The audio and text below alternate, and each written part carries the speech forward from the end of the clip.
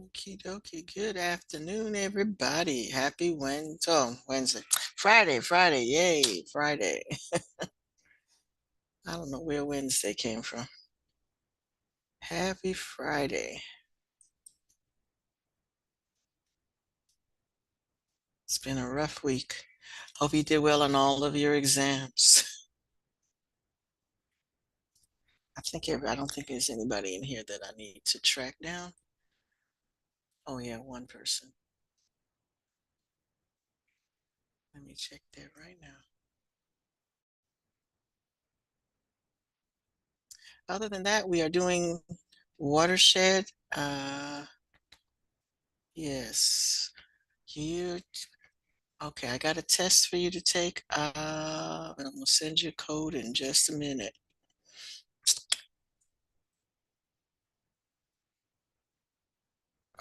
Okay. All right, everybody else, if you would log into Canvas and look at Watershed, please. I'm just going to do the introductory video, then I'm gonna let you, most of you have finished the activities. About half of you still have yet to finish Watershed, but I'm going to introduce the video. And then let you work in the AP classroom if you're already done. Okay. Give me 1 second to send her the code.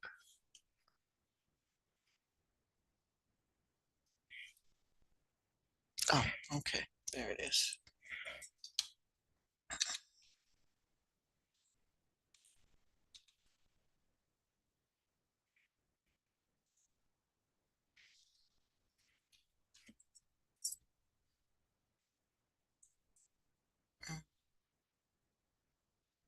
Okay, there it is. That's the code for the test.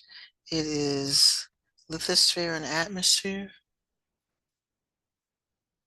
It's in Canvas. It's not in AP classroom. It's in Canvas. It's in Canvas.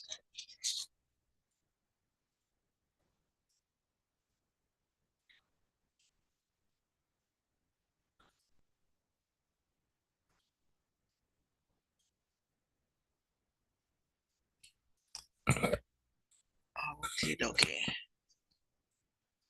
Is everybody in now? Okay.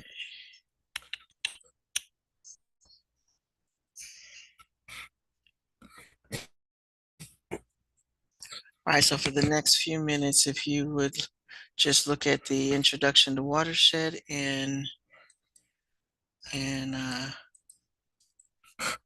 Canvas. Everybody's in, and then we'll check out Mr. Sneeds.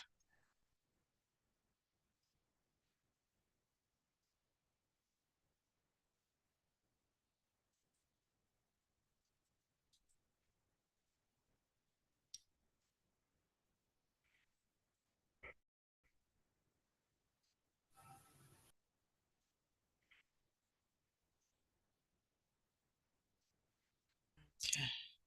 Who are we waiting for?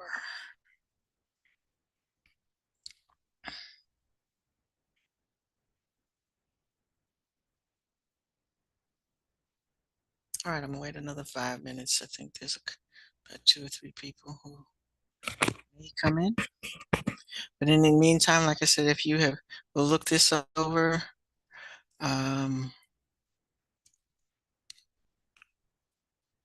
And in the video today, he's going to end up looking at a sample, something like this, to talk about.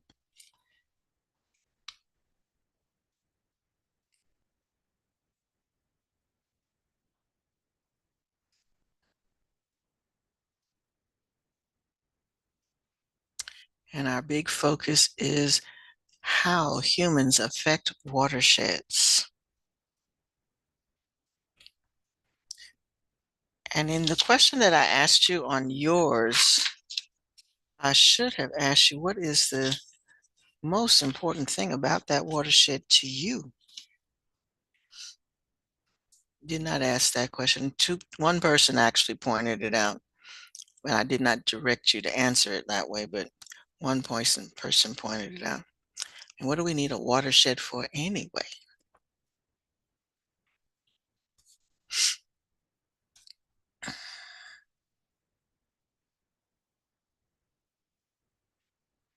All right, I'm going to stop sharing for a minute, do attendance, and then I will show the video.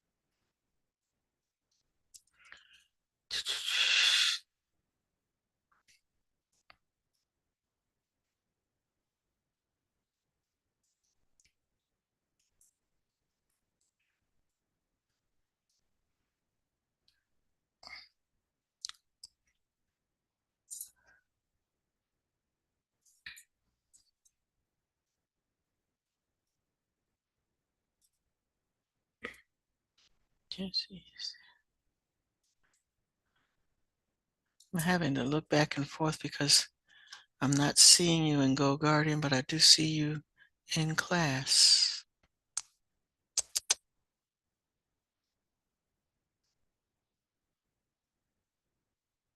I don't want to mark you absent by accident.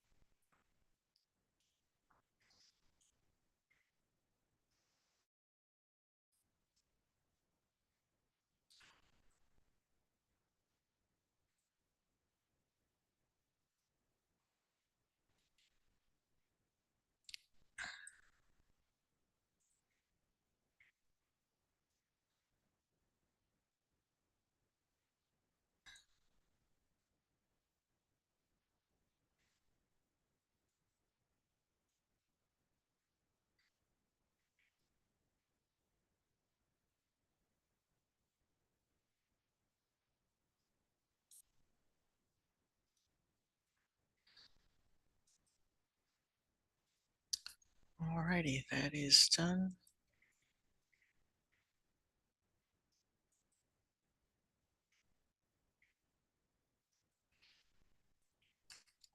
All right, so again, I'm going to go ahead and show the video.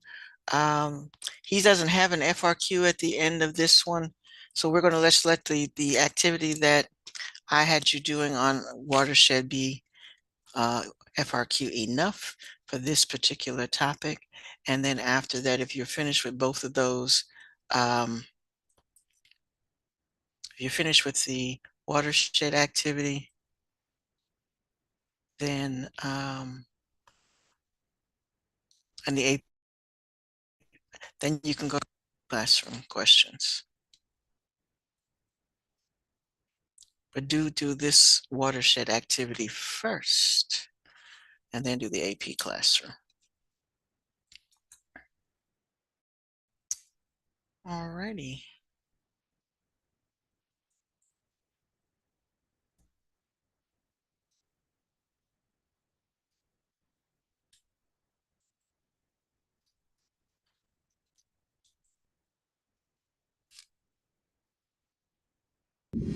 I make my living in the water. Every day, I'm out there. Watershed is just a body of land that all drains into a central body of water. That body of water could be a river, a lake, or a stream. And watersheds are going to be determined by slope. And so what do I mean by that? You can think of a watershed as almost like a giant funnel of land that's all going to drain downward due to the force of gravity pulling runoff towards the central body of water. So if we take a look at this diagram, if water were to fall just on the right side of this ridge, it's going to trickle down and due to gravity run off into this river. Now if it falls to the left of this dotted line here, it's going to follow the slope and go into a different watershed. And so watershed boundaries are basically determined by slope. You can think of it as if a drop of water lands on this piece of land, which body of water will it run off into? There's some other factors that are important to consider when we think about watersheds, and those would be soil composition, vegetation, and slope. So the more vegetation that a watershed has, basically the more infiltration we're going to have, and so rainwater will be slowed, it will be taken into the ground, the roots will absorb some, but the plants will also make the ground a little bit more permeable, make it easier for that groundwater to infiltrate rather than to run off.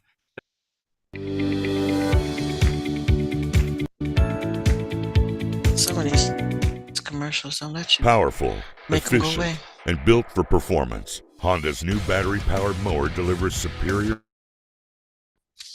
Then we have slope. So the greater the slope, the faster the velocity of the runoff. And so it has a little bit more inertia or a little bit more steam, you could think. It's got a head of steam to pick up soil or debris or any sort of sediments that are on the ground and carry them into this body of water. Then finally, we have soil permeability. And so how permeable the soil is impacts whether or not water is running off or whether or not it is infiltrating and recharging groundwater. So that would affect the rate at which water runs off of the watershed and into the central body of water. And it may also impact the sorts of pollutants that it's gathering or the sediments that it's washing in. And the final thing we have to consider here is that human activities in a watershed directly determine the quality of water in that watershed. And that's because actions like mining or agriculture or clear cutting can produce pollutants or can loosen soil. And that means that the runoff entering the body of water will carry those pollutants or carry those sediments into the body Pause it of there water. because that is the important thing about watersheds. All these little activities that are going on along the banks of the watershed make the quality of that watershed very, very different. So that's the important part of this discussion. Next, we'll take a look at one of the largest watersheds in America, and that is the Chesapeake Bay watershed. Water, the rivers, the streams, all eventually collect and empty into the Chesapeake Bay.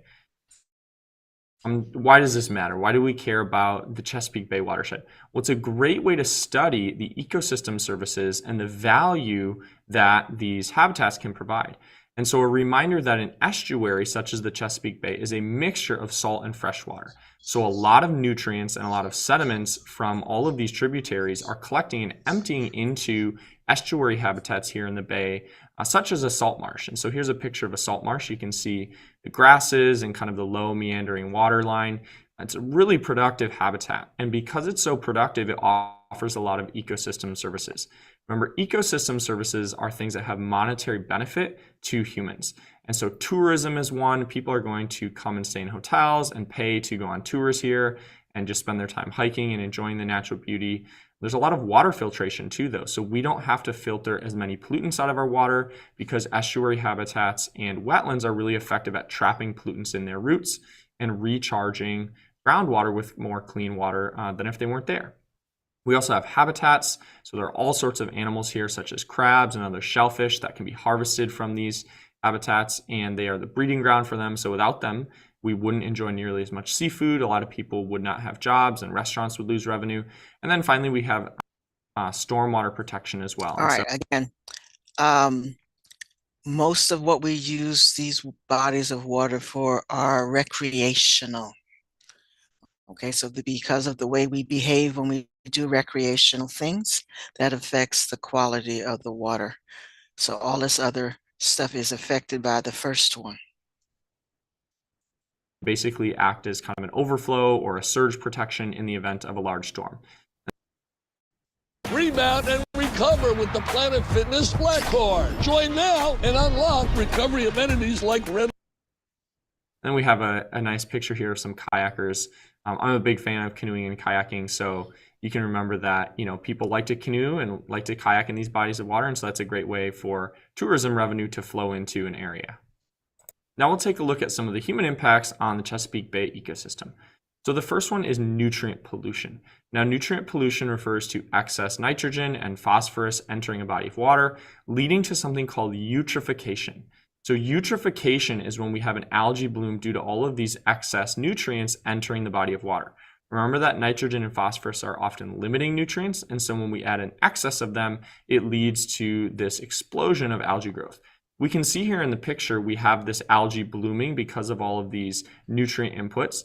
The problem is that this will block the sun, and so that plants underneath the surface are not getting the sunlight they need to photosynthesize. They will die, and then bacteria in the water will start to break them down. Now, because that's an aerobic process, it uses up oxygen.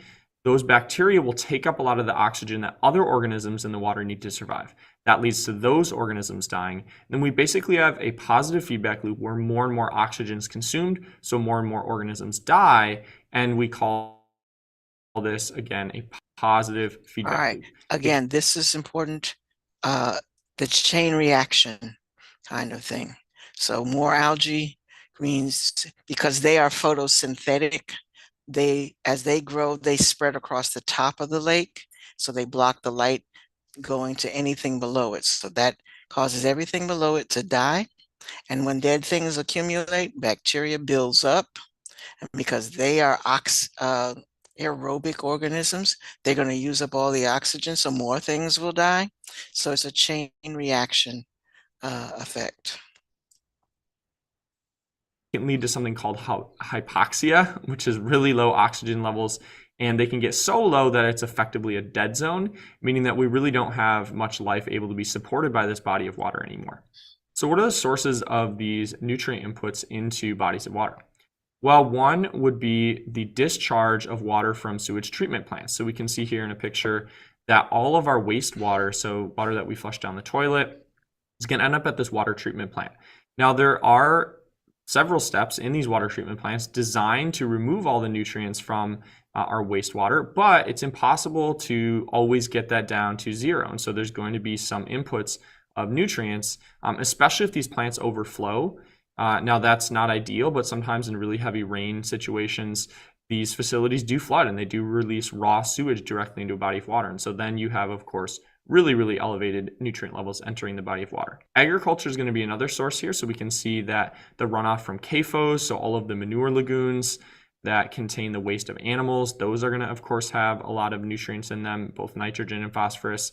And then we can also just get the synthetic nitrate fertilizers running off of agricultural fields. And so between wastewater treatment and agriculture, those are going to be two of the main drivers of nutrients entering bodies of water. There are some other. I truly dislike the way they break this up. I guess that's how he pays the bill. There are some other pollutants we should consider, and those would be endocrine disruptors. So remember from our previous video that endocrine disruptors can be medications that just pass through the bodies of people and go to the wastewater treatment plant and aren't quite fully removed. We could also have sediment pollution, and so things such as clear cutting or urbanization or farming, those are all going to lead to sediments being more loose and being more easily carried into the river. Here's a picture that can demonstrate how dramatic this effect can be. So you can see from an aerial image just how different the water's color is. And so that's going to decrease rates of photosynthesis. It's going to make the water warmer because it has a lower albedo and it's going to absorb more sunlight. But what we can also see here is that it's going to potentially cover up the rocky stream bottom that many organisms need in order to survive. So this is a great example of a stream bottom here that is not impacted by sediment pollution. You can see how there's all of these little crevices underneath these rocks where tiny crustaceans or other macroinvertebrates will live. But when we get a lot of sediment pollution, those habitats can basically be covered over by all of these sediments coming in. Now we'll take a look at some solutions to these pollutants entering bodies of water. And so if we take a look at C and at A in this diagram, these are two methods that could be used to reduce nutrient inputs from agriculture. So cover crops are a great strategy that you hopefully remember from our sustainable farming unit or our sustainable farming topic back in Unit 5. But a cover crop is going to be basically using some plant in between the main crops that you're harvesting just to kind of hold the soil in place, anchor it, and keep those sediments and the fertilizer on your field from running off into bodies of water. So you can see if you're continually planting a cover crop each season, it's just going to do a phenomenal job of preventing runoff from entering these bodies of water. It traps the runoff, it lets it infiltrate back into the soil, it uses up some of those excess nitrates, and so a really effective solution. You can also try to adopt better animal manure management practices. So this could involve a manure lagoon that's lined better, that has higher banks or berms to kind of contain that manure. Could be a system that even drains it more frequently and turns it into fertilizer pellets. And then if we look at B, another really good generalized strategy is riparian buffers. Riparian habitats or riparian areas refer to the areas alongside a body of water, such as a river. And so when you plant vegetation in riparian habitats, what you're doing is adding in basically a giant sponge or a giant filter so that the runoff entering that body of water has gone through all of this vegetation first. The roots are going to absorb a lot of the water. Depending on what kind of plants you use, the roots may be really effective at even trapping pollutants in their root structures and then metabolizing them or just preventing them from making it into that body of water. And so riparian buffers are a really valuable strategy for kind of reducing these pollutants entering bodies of water. If we look at letter D and at letter F, these are both going to target human sewage. And so we can have septic tank upgrades. A septic tank is where you just have a tank in your backyard that collects your waste. And depending on how we optimize the drain field to more slowly, drain the sewage out, it can just allow that to be filtered more naturally by the ground and prevent it from overflowing and contaminating nearby surface waters.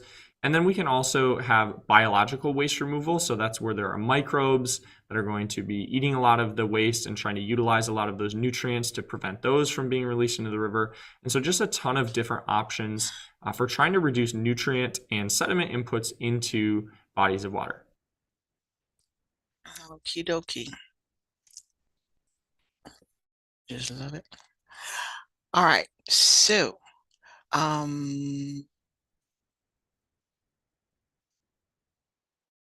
again, if you have not completed the Georgia watershed activity, do that first.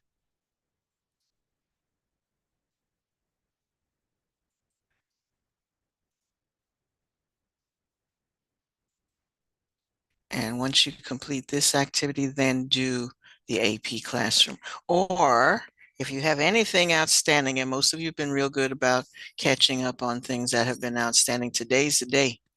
Today's the deadline. So work on that first also. AP Classroom after.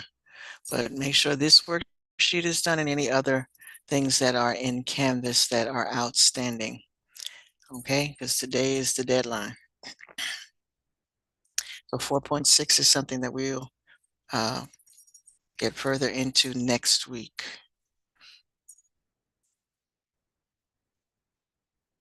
And again, with this one, a couple of you have been able to type very tiny onto the watersheds. If not, make a key where you name out all of the names of the watersheds. Don't try to cram it in there unless you're going to put the type in very small. Appreciate that. It's easier to read.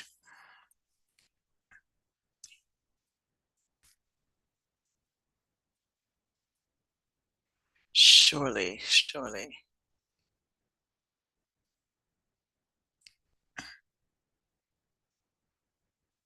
All right, I will put this in the link for everybody just in case.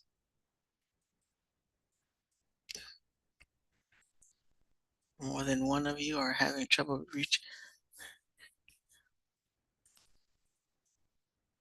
Here we go. All right, so again, this is in the module.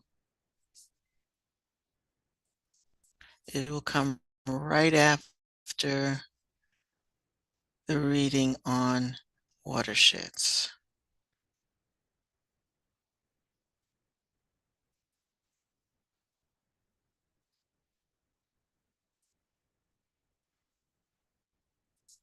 All right, and again, pay particular attention to this picture so that we understand all the human activities that feed into a body of water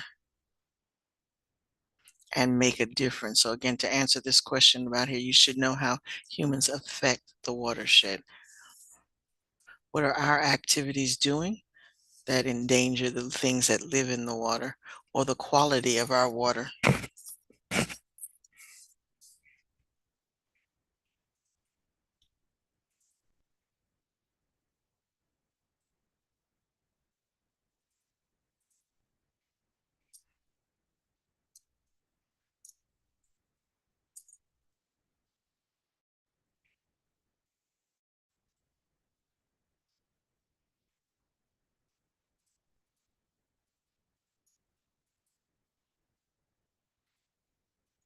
If there is something that I need to open for you, please make sure that you ask today.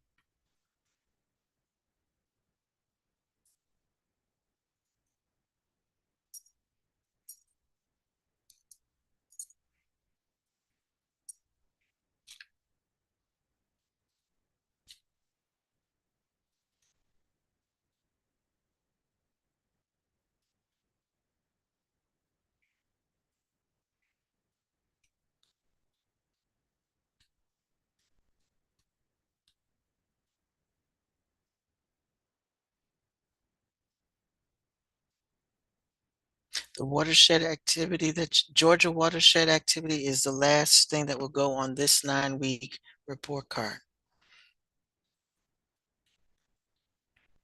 Everything else will go on the next 9 weeks.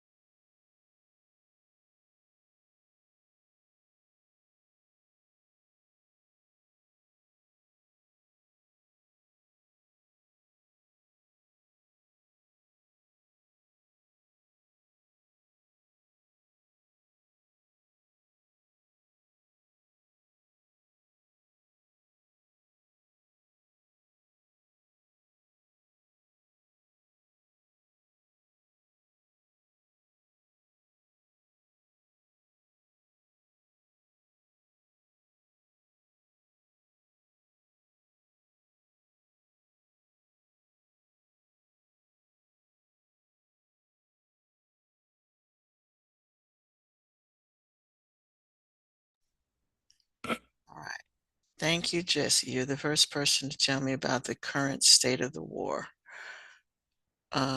And I should have rephrased the question to ask you not only to discuss the Chattahoochee River War, but also what is its current what position today?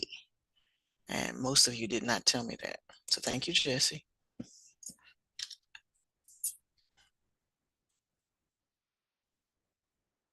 So if you haven't done yours yet, something for you to consider adding to your discussion. And Jacoby, you said you also.